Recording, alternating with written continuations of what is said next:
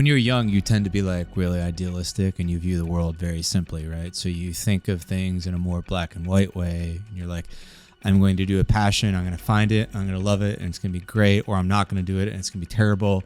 And you don't leave a lot of room for gray area. But then life is like a little bit messy. And you go 2 steps forward, a step back, you drive, you hit a wall, you back up, you find a new path, and you have to be open to that. This is one of those questions where most people are simply talking past one another. Should you follow your passion? Well, what do you mean? In what arena? For what reason? In what way? Sure. Fully professional or quasi-professional or not professional at all. And there's a lot of room for nuance, which is what you were saying. But like with the question itself, you don't necessarily allude to nuance. You just say, should you? And I think exactly. Obviously. And so one of the things about society today is that when this question gets brought up, what I hope to do today in this conversation with you guys, and like I really want to like actually like use this as a time to dive into this problem that we all have, which is should you? But let's ask the right question, and I think let's explore it and let's have fun with it. But here's what most people do: they know that it's a commonly asked question, so they try to provide some sort of hot take answer. Kind of like Scott Galloway. That was a video that was dropped by. Do you guys remember who's dropped? I think it was Dante. No, I think it was Calcium. No, it wasn't Calcium either. It was someone in our community dropped a phenomenal video. It was about 2 minutes long. He gives good financial takes on Scott Galloway, saying this is a dumb question. If you really want to make money, you don't follow what the billionaires do. You don't follow your passion because they're in oil and gas and steel. Oh, sorry, it is Dante. Thought so. Awesome. Sorry, Dante. Well done. So let's like properly set the stage for the conversation and the exploration that we're about to go on. So first of all, I think this idea of like, should you follow your passion is a very important question to all of us and to all human beings. But let's like differentiate between, are we doing this for money? Are you following your passion for money? Or are you asking me, should I follow my passion at all? Okay.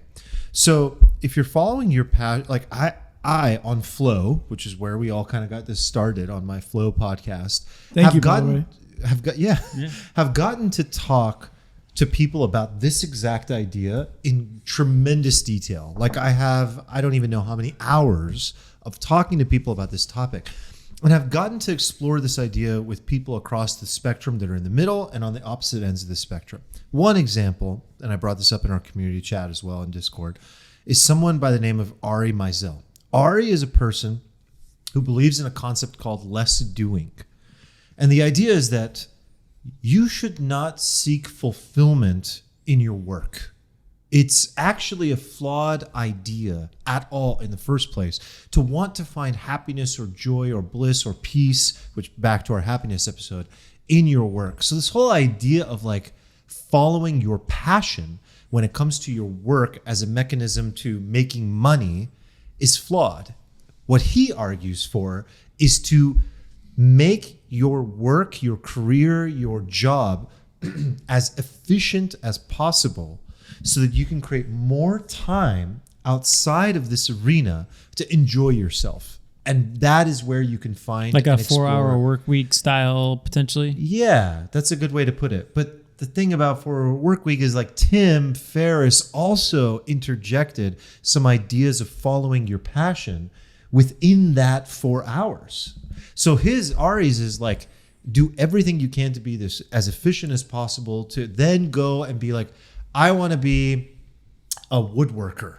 I want to be a yoga instructor outside of that. And I don't care if I make money. I just want to follow my passion outside of that. And that's where I seek my fulfillment. On the other side of this spectrum, you have people that believe that your work is the majority of your life. And no matter what you do, you're always going to be consumed by this. And so you should and must seek to be fulfilled. And if you're going to be fulfilled, you're always going to run into some kind of dead-end misery if you only seek money. So the way in which you circumvent this, or rather you dive wholeheartedly into this, your work, and you create fulfillment, is by following something that you're passionate about.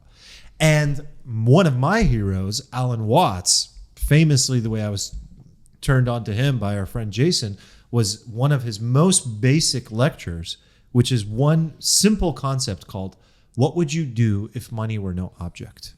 It's an incredibly brilliant question. And what he argues, to now fully lay out both sides of this spectrum, is that if you invest wholeheartedly in what you are most passionate about, even if in the short term you struggle to make money, what you ultimately develop is mastery. And when you develop mastery in an arena that encompasses and takes over most of your life, which is your work, you get to a place that you are so incredibly notable and you have such a unique skill set. This is, by the way, also taps into a lot of like Naval's ideas around work and wealth. You need a unique value proposition that you provide either through your business or through your services or through your skill set. And when you do that, you create a mechanism where you have a pathway toward wealth. And the reason for that is because you become one of one. If you go and you dive into something you're truly passionate about, you're able to charge whatever you want for it. If you are the greatest black stallion horse trainer in the world, well, you will be sought after. You will be referred to others. You will be in demand to a degree in which you can charge what you like. So I'm confused on that second point, like the Naval point. Is that in order to charge the most money so that you can then do your passion, or is Naval saying that becomes your passion because you are this one of one employee guy? Naval argues that you should. He doesn't touch on passion too often, and I don't think it's necessarily part of the at least the landscape that we're describing. But what he does say is like you have to follow your curiosity. He actually, in some ways, it is synonymous for the same idea. He's saying that you have to follow your curiosity to the degree in which you fall so deeply in love with what you are learning that you learn it so well that you have this specific skill set that then is so in demand that you have leverage. And once you have leverage, you can charge what you want, you can do what you want, you can build what you want, and be forever like golden. So that's like kind of the idea. Are you looking at the clock? That clock's wrong. We said it's been going for 35 minutes. So that's kind of the general, I think, idea. And what most people do is they talk past one another and where they're just trying to get the next Huffington Post article. Like they're not actually arguing within the landscape of what I'm discussing. They're just like, following your passion is stupid because, okay, Scott Galloway, following your passion is stupid because what you should do is you should follow what billionaires do. And what billionaires do is they don't follow their passion. They make money doing the thing that is going to make them the most money. Oil, steel, gas, germs, biotech, whatever it is. Optimize for the money first, and then you're free to do whatever you want after. So that's where I think the discussion is interesting. That's what I think like is worth debating. This idea of like, is that actually right? Like, should we be, first of all, trying to enjoy and be fulfilled in our work? If yes, why? If no, why not? And in general, what is the value of following your passion then at all in the first place? I think there's a little risk in following your passion through your work. So let's say it is, you love horse riding and you try to turn it into a business. I think there's a little risk in that, sometimes starting a business around a passion, one, isn't feasible. It's not profitable. It's not the type of problems that you want to own in a business. And there's a little risk in following that in the way you make money. And so I don't know. At first I was going to say, following your passion isn't the fast way to make money, which I think is true. But let's say you do go down that path. You could also make your passion not your passion. You could basically soil your passion by following that route. I don't know. Where does that fit with the framework you were talking about? You totally could. That's the artist's dilemma, isn't it? Yeah. Like a lot of artists struggle with this idea. I mean, I paint to break even. And I don't necessarily like cover turn the into a cost full of your business, but canvas like, and paint. yeah, I got a studio and a hobby that I love and I like to do it, and I sell just enough so that I break even on it, so that it's still. By the way, buy Nick's art. Yeah, please. We need to break even. It's got to break even. What's your website? Urbani.art. It's easy. Wow. Yeah. Sexy. That's Yeah. easy. I agree. It kind of muddies the creativity once you start to get paid to do it. People lose their why oftentimes. Right, because what you end up dealing with is customers and finance and then, managing people and hiring and human resources. Or like say you want to, like paint starry nights or emojis. Right, And and there's people are no- like, can you do a portrait of me? Right. And There's you're no like, market for your passion, maybe. I mean, I guess, how much are you paying me? And then all of a sudden you become something you didn't intend to be. This Right. is often the artist's dilemma. That's an extremely important question and a very hard thing to balance. But like, I think that the majority of people want to get paid to do what they love. A lot of people want that. It sounds good because the majority of our waking lives, our entire lives, like you're awake for, 18 hours. Is it like an idyllic dream to get paid for what you love? I think you can to an extent. Like if someone said, can I make a side hustle with my passion? I'd probably say, yeah, you probably could. You can make a side hustle with it, but can you turn it into a business that provides you enough, financial freedom for the rest of your life? And would you rather, have that side passion or that side hustle with that passion where you're kind of making some money? Or would you rather have true financial freedom? And, you may express some regret later on in life for taking that path. The reason I'm like mostly for, again, this is nuanced. We can get into a lot of details about this. The reason I'm mostly for following your passion, whether you have a job or you're an entrepreneur or it's a side hustle, whatever it is because I don't believe that most people will survive the long term by just trying to make money. But here's an example that I think it works well. Like there are entrepreneurs that sell trinkets, e-commerce products, or get into, I don't know, maybe trading stocks, whatever it might be. And they're not incredibly passionate about it, but it's a pathway toward wealth. And I think that those people have a certain amount of time before they burn out. And if they don't get the wealth in the amount of time that they've set for themselves, they will give up. And the reason that as an entrepreneur, you need to be in love with what you do is because it's an incredibly hard journey. We say this all the time. Elon says it's like eating glass and staring into the abyss. Why does he say that? Why does he say that you need to be passionate about what you do? Why do most entrepreneurs say that? Because it's an incredibly hard, overwhelming endeavor. And if you're not passionate enough about it, and it's not a big enough problem that you want to solve, you're just going to fail. So in the arena of entrepreneurship, in most cases, I do believe you need to have a vested interest where you are willing to go to battle for that idea. You need some like Braveheart kind of energy for that, because otherwise the moment you wake up and you lose $100,000, $1 million, $100 million, depending on who you are, because you made an error or one of your employees made an error in the supply chain, you might want to crawl into a hole and cry that day and give up. But an entrepreneur who has a bigger vision, like going to Mars, isn't going to give up over like a small matter. And that's why I think in entrepreneurship, it is very important. What do you think? I don't think it's that important.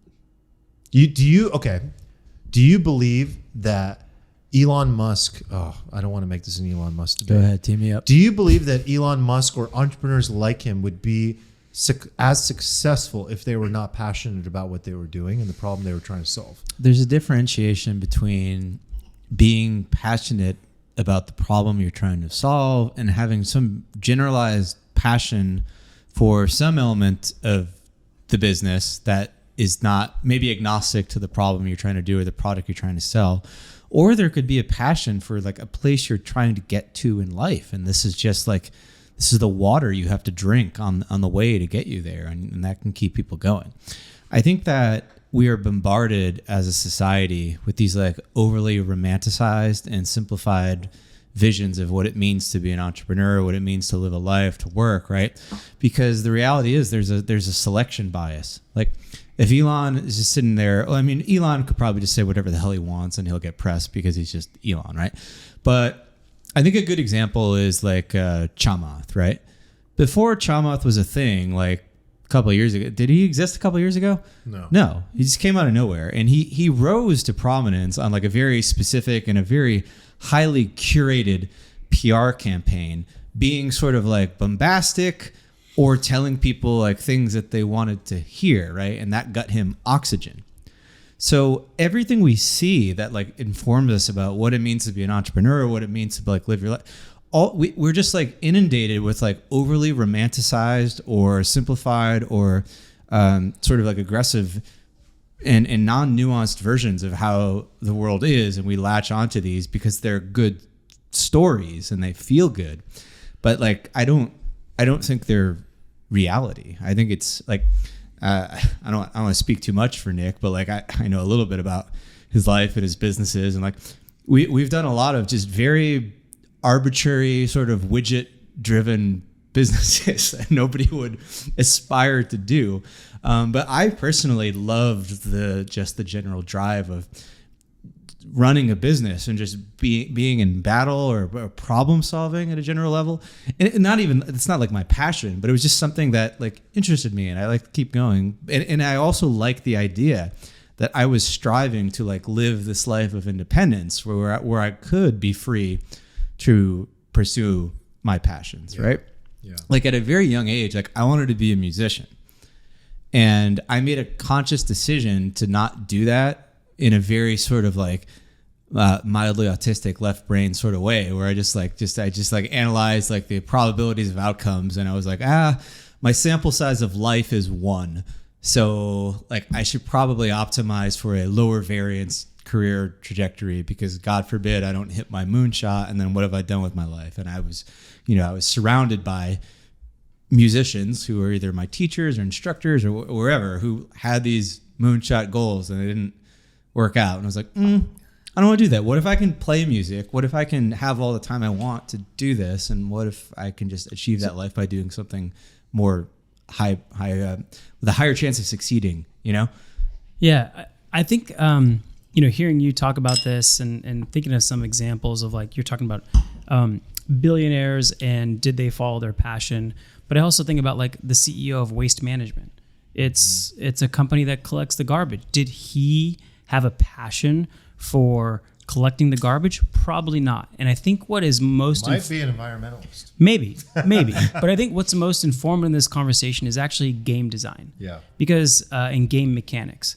So you find people who are passionate at games, right? Call of Duty. But you also find people who are passionate at building a business that the topic of which they're not passionate about. But in sort, it's a game. And there's this like, in game mechanics, there's this like middle ground, which you're always trying to achieve for the user, which is that it is challenging enough, but there's enough achievement.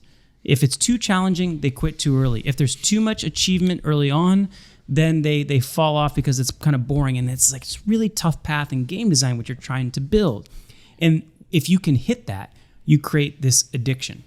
And, in businesses, you can create an addiction by having a path that if you are able to create it for yourself, you can create a passion, and it feels like an addiction. It feels like passion. Maybe it is an addiction because it's just challenging enough and it's just rewarding enough.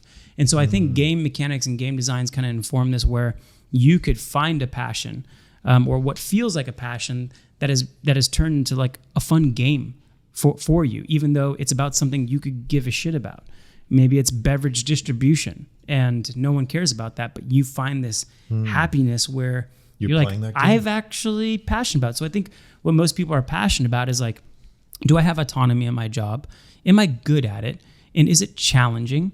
And there is like a Harvard Business School or Harvard Business Review article. I don't remember it, but it essentially says, what are the 3 things that if you want to motivate an employee, what cause them to strive regardless of pay, outside of compensation?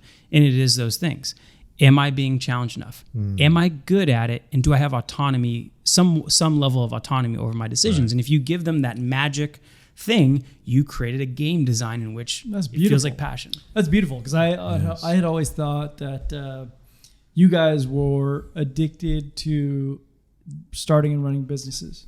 And it's clear to me now that that's not it. There's like a first principles below that it's about these game mechanics. Yeah, we could similarly get like lost in an actual video game if it had those, if we were predisposed to playing games and we found those same dynamics at play. And I think a lot of people can find that in life. To put what you're saying in another way, so I understand it, and I think I know you well enough where this is true. It's like, it's not about the outcome. It's about the process. And actually what's funny is that the people that fall in love with the process are always the most successful. They're the best. Yeah. They're the best. Right. And maybe it follows in line with what you were saying about Naval. Like, maybe it's not something they were passionate about, but they got addicted to the process because they found it challenging and somewhat rewarding. And then all of a sudden they end up the best. So you could follow your passion by having an outcome to, I think I mentioned this in the pod one time. I know this person who wants to end the stupidest problem, which is hunger. To her, it's like hunger is the dumbest problem in the planet. It's like, why haven't we solved that? That's her big why and her big outcome. But Nick is someone who's in love with the process. We know that very well, just being friends with him. It's like, you showing up to work every day for you is the joy. It is the fulfillment. It is the, what problem am I going to solve today? How many boxes am I going to check today? And actually, like, if you think like Kobe, like Black Mamba mentality, like all the great athletes that have ever existed, like it's all about process. Even like, I know everyone thinks differently about him, but I really admire Gary Vee. Like, I think like what he represents for people, for kids is like, look at me. I'm an entrepreneur who's in love with the process. Don't listen to necessarily what I say. Look at me. I love and I hustle and I do this on a daily basis because I can't imagine my life without it. Like, that's his whole shtick. Yeah, and I think it fits within this game mechanics framework, because if you put Gary Vee to solve nuclear fission, he would not like it because it's too challenging for his skill set. He would just drop out immediately. Yeah. But he found there's no flow. There's no flow. Exactly. And that's probably another good word for it. That middle ground where you're trying to achieve in a game is like flow. And if he was put on a different problem than starting, collectible type businesses or a wine business, it either would be too boring for him, too easy, or maybe too challenging where he wouldn't find that flow. And I think that rings true. There is another framework like the Ikigai framework, which is like that one. Which is like, that's what I was going to go with. Okay, so I'll just read it out. Maybe you can add on to it. But it's a combination of what you love, what you're good at, what can you be paid for, and what the world needs. And the concentric circles, if they all overlap, they overlap in your Ikigai. But this is an illustration of, back to where I opened, the side of the spectrum where you want and seek fulfillment and require passion in what you do. Like, you don't have Ikigai where you run an oil company that you don't give a shit about. Like, that's just not Ikigai. It's like you're missing like 3 important levers. So Ikigai and ideas like this are romantic, back to Steven's point, and they exist because we believe that the thing that we do to make money, which is 16 hours for most people at least of their life, is like the thing that they need to be most fulfilled by doing. It's like all of their waking hours. How many books have we read in the last 10, 15 years, or at least seen, that are about this idea of like, how do I find my passion? So here's what I think it comes down to for a lot of people. They work a job that they require passion in, and so, or they start a company that they are not passionate about and they're trying to find it elsewhere. And so here's what I think is actually like a deeper thing that, as we were talking, I just uncovered.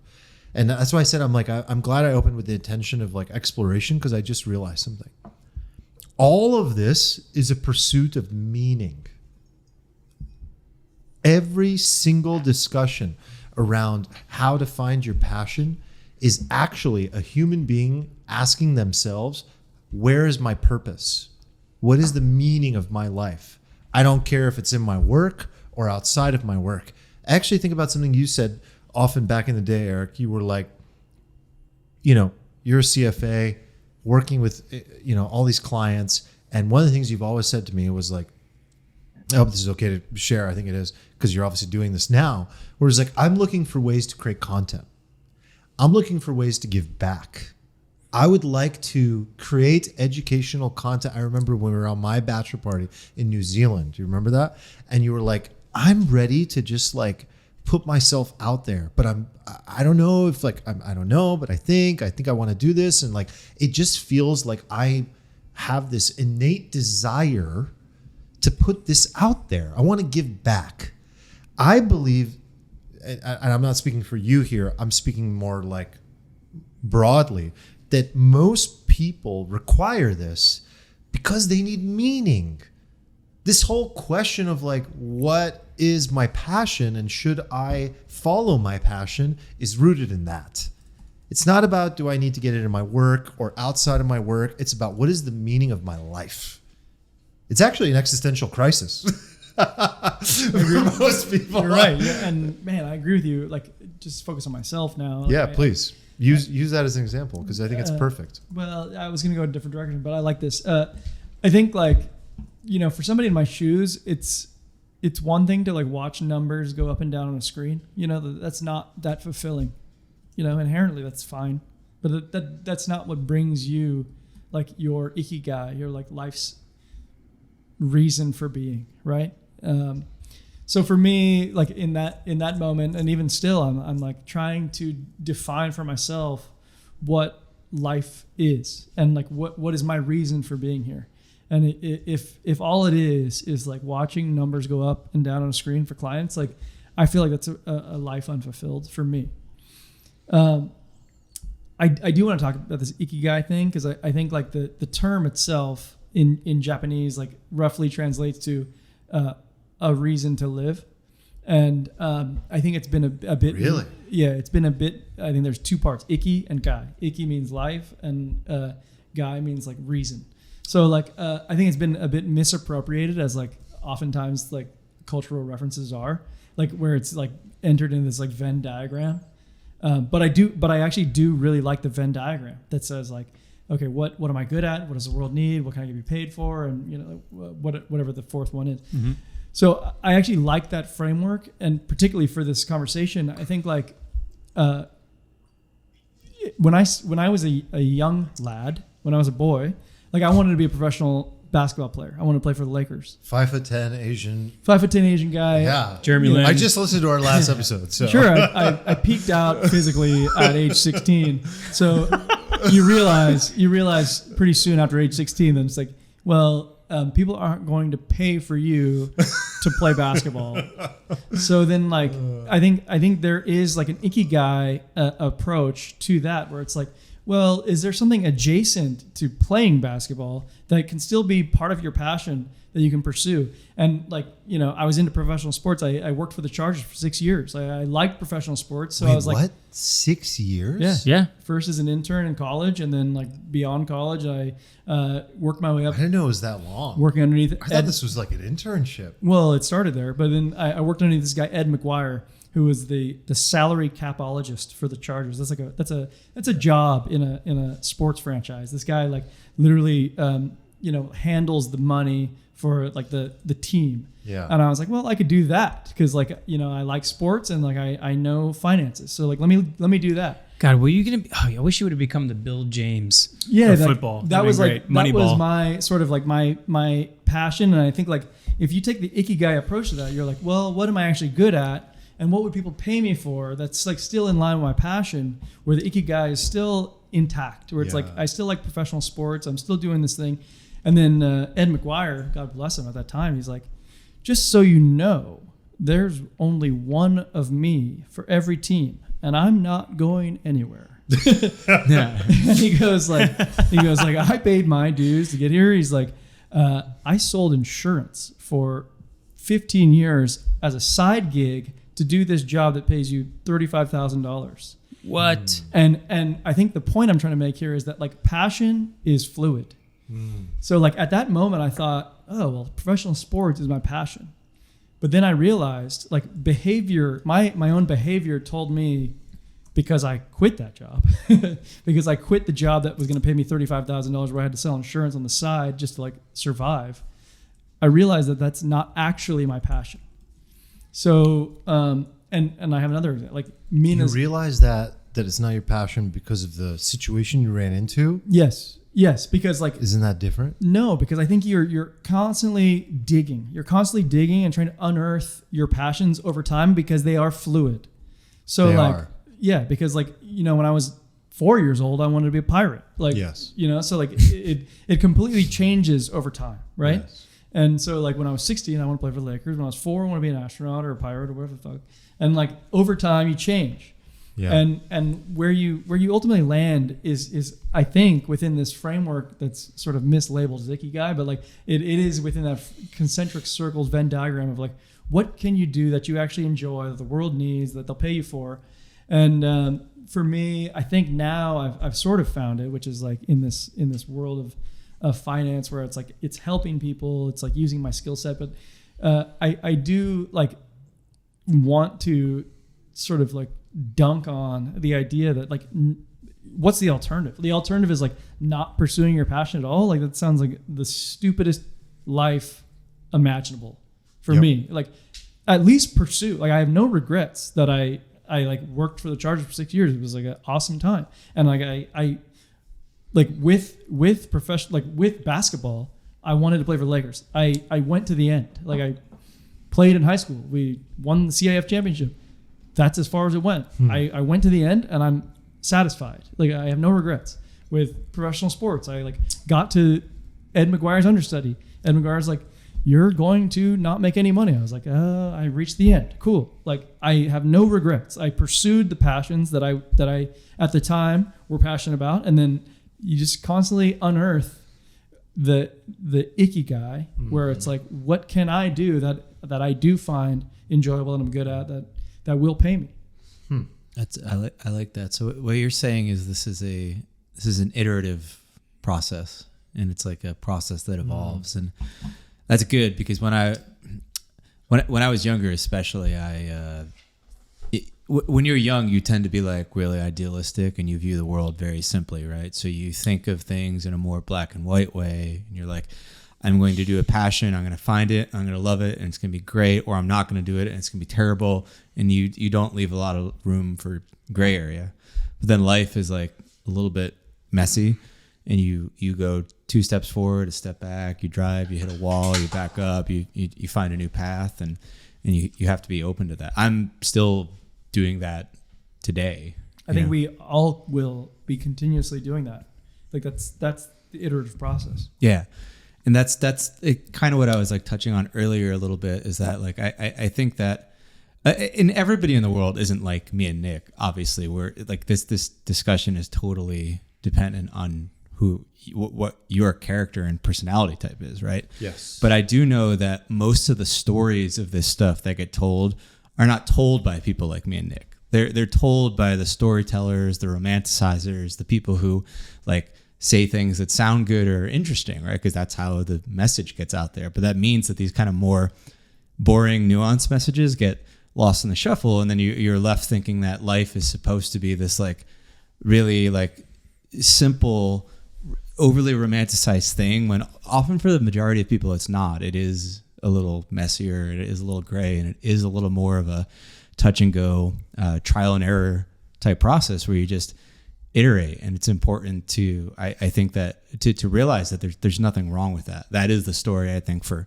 most people. Most people aren't going to have this like magical, oh my God, I found my passion and now everything's amazing type life. Yeah, well, there's obvious survivor bias in these stories, Yes. right? The people who, chose their passion and made a bajillion dollars off it. The only stories you hear are the ones who actually were successful in it.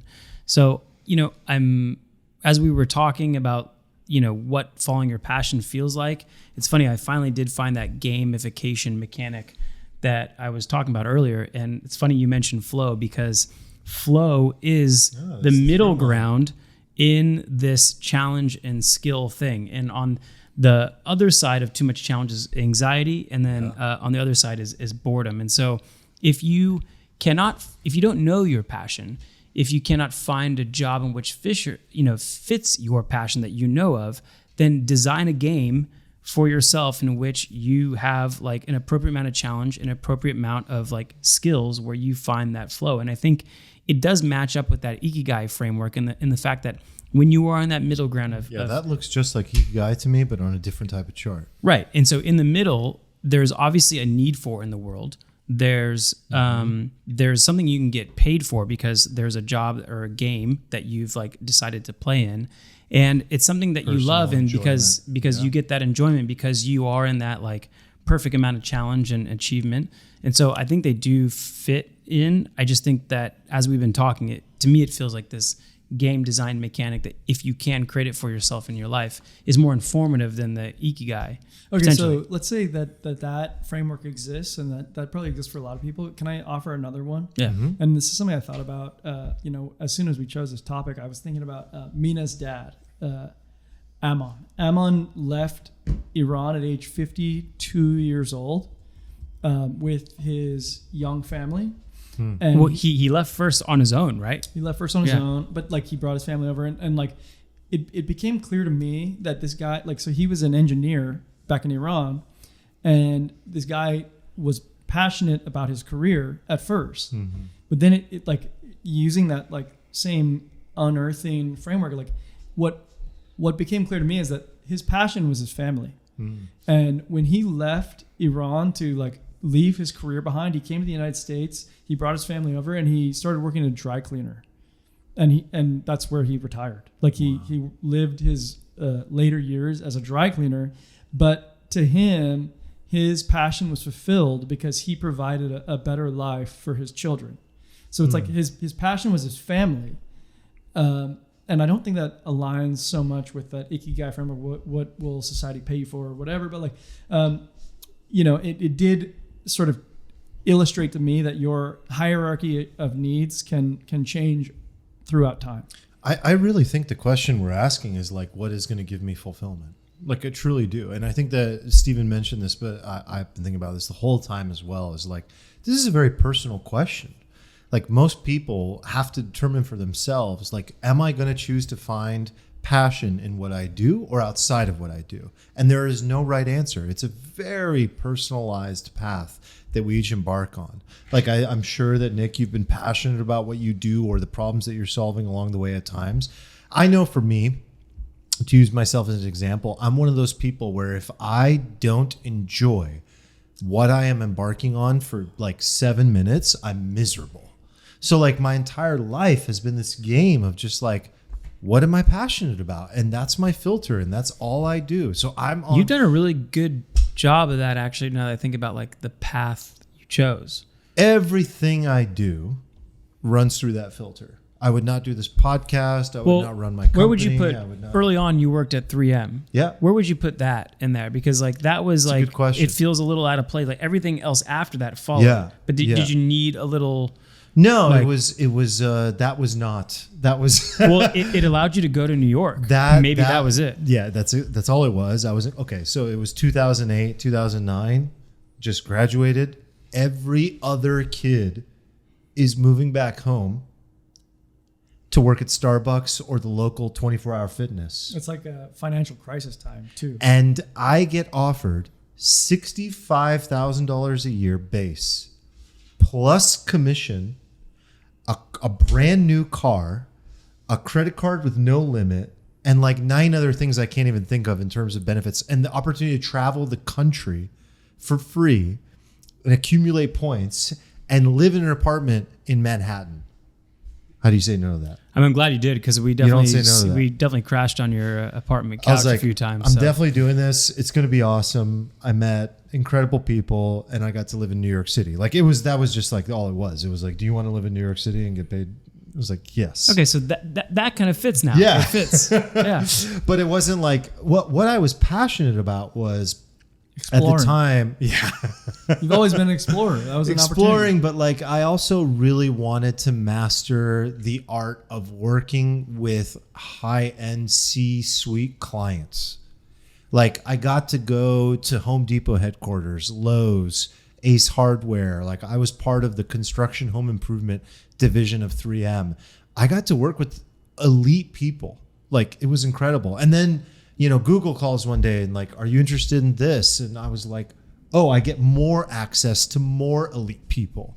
So for me, it was like training. That's really what it was, Nick. It was just training. It was getting paid for exposure. Like by the time I was 24, 25 years old, I had more life experience in business than most people could dream of, and being around some of the smartest people in the world. So it wasn't like that wasn't necessarily following my passion. But when I quit, when I became an entrepreneur, ever since then, my filter has always been, what would I do if money were no object? For me, that really works because the majority of my life is my work. You guys know this. I spend every minute of the day like thinking, learning, building. That's it for me. And like I need that.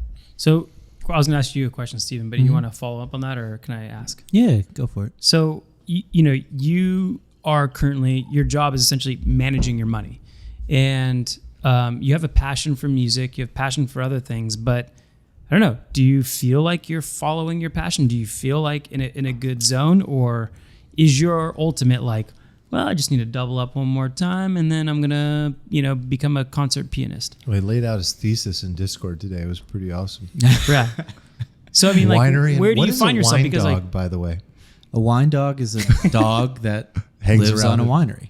I need a wine dog. Hey, there's a great You want 5 of them. There's apparently. a great coffee table book, like Wine Dogs of Napa. It's got like all the wine dogs from This all is the a thing? wineries. Oh yeah, I feel like Mushi would be a perfect wine dog.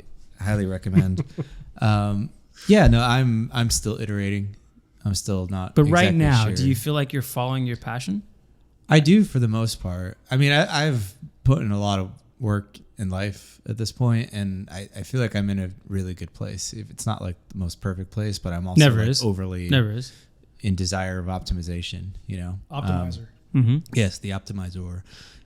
So that's where I am right now, and I think I get a little bit closer every day, but I'm still not sure what I'm supposed to be doing. I just kind of find. Well, let me little test your threads and thesis follow them. there. Let me battle your thesis You there. didn't agree to take these tests. So let's say you 10x today, and money were no object.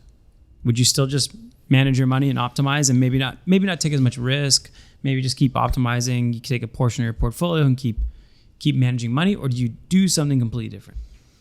No, I would transition most all of my stuff into passive cash flow things. Okay. I would probably eliminate that side of my life entirely. And what Honestly, would you what fill would your you time do? with? Leisure, maybe? Would you have a passion? Hold on, lines on charts are gone. Gone? No more lines on charts. Yeah, I would play more music. Catan? I would first play music to the point where I didn't feel like I was like, okay, I'm getting kind of bored with this, which is a line I don't know where that is. It's pretty far out there. Like I've had some days where I had nothing to do and I just played for like 8 hours, and I was like, oh, that's fun. And it didn't feel, but I don't know if I could do that for years, right? Right. Which is what these professionals do. I do feel like that would become, it is true. I think that if you get paid to do what you love, or you have to do what you love, or it becomes a job, I think there is something to the idea that you lose the passion for it. So I would never want to put myself in that situation. Well, this is pretty cool. Like, just because I'm sort of getting to know Steven a little better. Use the opportunity. Yeah. This Yeah, is a please. window. Better hurry, my Uber's here. Well, hold on. So you actually do like play. Like I think this is a unique thing because like we're all ambitious folk, but I feel like I, in particular, am the best at play. Like I can go play. Man, tennis. you can leisure Like I can better leisure than anyone else. Yeah, very master well. of leisure. Like I can go play tennis or basketball or You soccer also know or how to FIFA like or stop or not start, and then like create space. Like I don't know how to do that sometimes. It is becoming hard on Mina because she's not sure where the line begins or ends, and like sometimes I'm like very serious and she's trying to come hang. I'm like, don't you know I'm like focused right now? And she's like, how am I supposed to know that? I love that. So that is getting. Have you heard the quote, "The master in the art of living"? Do you know about this? No. I feel like in many ways you live that. You should look that Steven's Uber does come in 1.5 minutes. It is literally parked outside. Nah, I know fuck this your is going to Uber, come bro. off as a convenient excuse to escape this question. Eric, ask your question real quick. Well, I guess like I just want to talk to you guys. Like, are you okay with play the way that Steven is? Like Steven just said that he could play piano for 8 hours on a down day, and particularly when he becomes a billionaire, when he becomes a billionaire, he will be okay playing piano for 8 hours and having a great time. He'll like watch the time fly by and be like, "Oh shit, I just did that." Are you guys okay in that regard? It's been a learned thing to indulge in leisure. So I grew up in a household where like you're going to go to Harvard and your grades are the most important. Not only going to go to school, but you're going to do Kumon on top of school. And then you're going to do these extracurricular activities because like it's going to help you get ahead. And like, oh, you have a, and I'm very grateful for this, by the way. Like I'm so grateful for this. So am I, because you've learned a lot. You taught us a lot. And you have to do a speech in front of the class. Okay, well, not only are you going to do the speech, but you're going to practice it 20 times recorded and play it back to yourself until you get it right. Wow. And that was like a very hardcore thing. And like that instilled. Wait, hold on. Actually, I want to correct you there because at one point you said the amateur practices until they get the speech right. The professional practices until they don't get it wrong. Wow. You remember that. That's you. That's a Nick Urbanian. It's such a good it's not Urbanianism. mine. It's my old mentor, Johnny Chan. We had to do several professional presentations.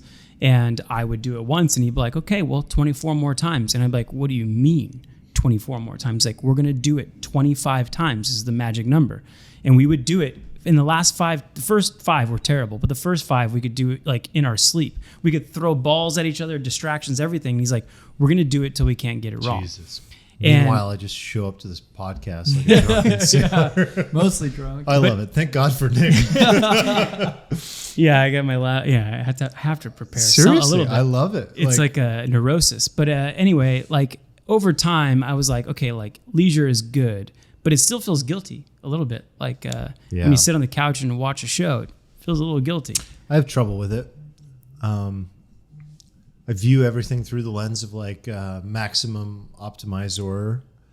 Am I learning as quickly and efficiently as possible? And I think I'm getting much better at it, actually. I think I used to really struggle with it before, but like now my value system has changed. So the way to change the behavior is to change the value system. And once you change the value system and the hierarchy of what you need to feel good as a person, then it's much easier to change your behavior. So to be specific, like work and career was at the top of my value system for years. And 2 years ago, so every year I was absent for this episode when we did the goals. Oh yeah, we needed you for that one. That's okay. Nick covered all the bases because we have a very similar mentality and framework. And Nick and I follow the exact same system in terms of reviewing the self and planning for the self the next year and optimizing for outcomes, right? And 2 years ago, one of the things I have is like I have the categories. They're very similar. It's like life or wealth or Health, relationships and spirituality or connection to whatever the hell you want it to be.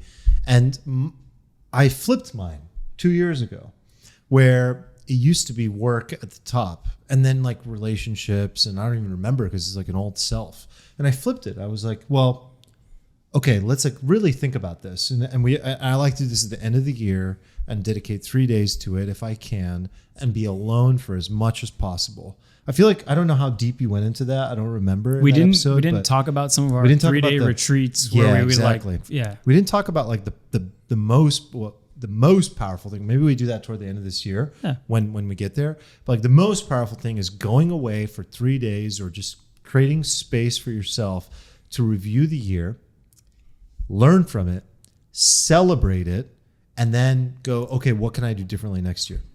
And the main thing I came up with is like, okay, I'm overvaluing work and not valuing certain things. What are those things? Well, first of all, if I don't value health, and like at the very, very, very top, well, what happens if you don't have health? Well, you die.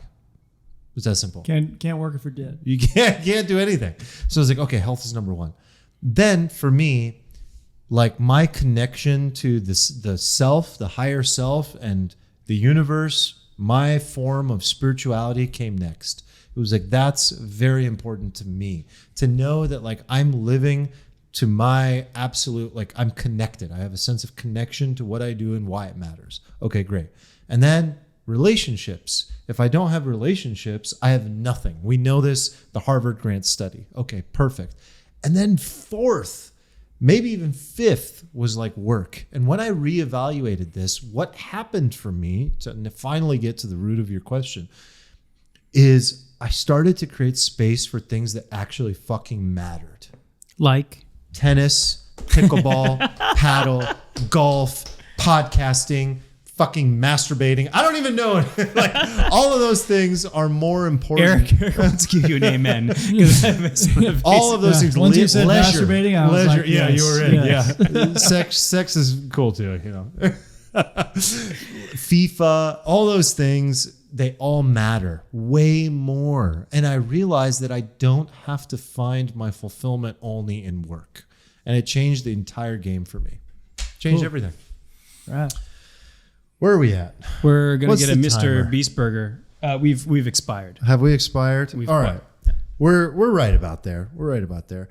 Any final words on passion? I think like Steven had a good approach of it's iterative. Potentially, you know, finding your passion. I think Eric was like a good example of the iterative where he pursued his passions to the end.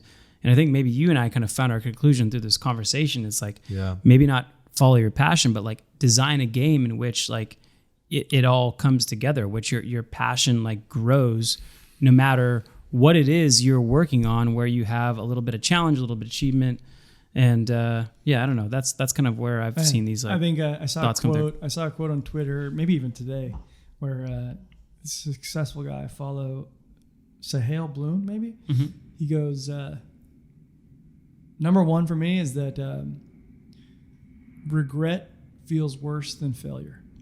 Minimize regret framework. So much worse. So pursue your passions. If it doesn't work, we didn't talk about this, but I have to say, like, I'm weird in the sense that I really truly can't think of a single regret. Like I'm not a regret holding kind of person. I want to finish with this quote because I think it describes so many of us, but I also want to mention this, like, and go back to what I said about you, Eric, where, you brought up this idea of like having meaning and a passion for your field. And for me, and I wonder for you, this podcast, you're talking finance. You're giving back. You're doing it. You're creating content. Like, I don't know, like you mentioned that last week, your fiance, Mina, listened to one of our episodes and she came up to you and said, like, first of all, I just learned more about Steven than I've ever learned ever. Hanging out with him in person for hours. He's remarkably and surprisingly vulnerable at times. Specifically on the pod. Yeah. Like, it's like, who's that on the podcast? It's awesome. Hi, Steven. And she said that to you, and then it went even further where you got a sense that you felt like you were creating some level of like giving back or contribution by just showing up and doing this podcast. And like over and over and over again, I have people reaching out to me from this podcast that tell me that. They're like, thank you guys. I please tell your, hosts, like tell everybody, tell the other guys, tell your co-hosts, like, thank you for showing up and doing this. Do you feel that? Do you feel that you're passionate about this? Dude, do you feel like fulfilled by doing this? Yeah, man. I want to thank you for sort of like bringing us all along, right? This was like, this is your dream that has become fulfilled, and we've all kind of like joined your dream in creating Alfalfa Podcast. And I want to thank you for bringing us all here. But I think when I look at the Discord and I see that oftentimes it's a bit of a love bath for us, like, hey, hosts, like you're doing a great job. Like, I honestly feel like we need that, because like this thing that we do is unrewarding and unfulfilling without that. Like we're not capturing sponsorships. We're not like getting the things that like traditional media sort of like get to reward them. So if we know, when we know that this is touching folks, it just means everything to say like, hey, keep going, because it's huge. Like, it's a lot of people, by the way. Right. And we identified this at Churchill years ago when we started talking to each other, and we're like, hey, this could be meaningful for a lot of people. To have that validated is really profound. I love the way you said that. You were going to end it with a quote. Yeah, I'm going to end with a quote. That means a lot. So I think just to end with like a call to action, it's like, it means a lot, not like come and give us props, but more so like we're on the brink of like getting to what Eric said, which is to like be rewarded for this beyond just like being congratulated for doing it. We're right there, like with our downloads. So we're getting close, and it's really rewarding for us. So here's the quote by James Missioner, if I'm pronouncing that correctly. The master in the art of living makes little distinction between his work and his play, his labor and his leisure, his mind and his body, his information and his recreation, his love and his religion. He hardly knows which is which. He simply pursues his vision of excellence at whatever he does, leaving others to decide whether he is working or playing. To him, he is always doing both. To me, that is living your passion. Let us all pursue this mastery. Hell yeah. That's beautiful. I love it. Peace, guys. Love you. you. Bye. See you next amigos. episode. Bye.